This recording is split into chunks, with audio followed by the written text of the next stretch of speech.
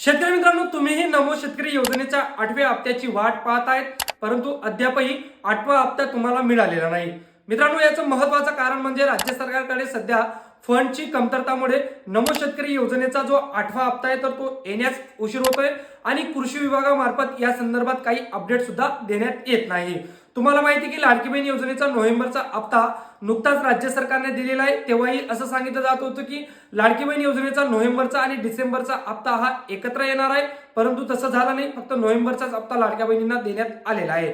त्यामुळे फंडची कमतरता असल्यामुळे राज्य सरकार नमो शेतकरी योजनेचा हप्ता हा उशिरा देत आहे. परंतु या संदर्भात कृषी विभागाने काही स्पष्टता द्यावी हवी, कारण बरेच शेतकरी मित्र हे नमो शेतकरी योजनेचा 8व्या हप्त्याची वाट पाहत आहे.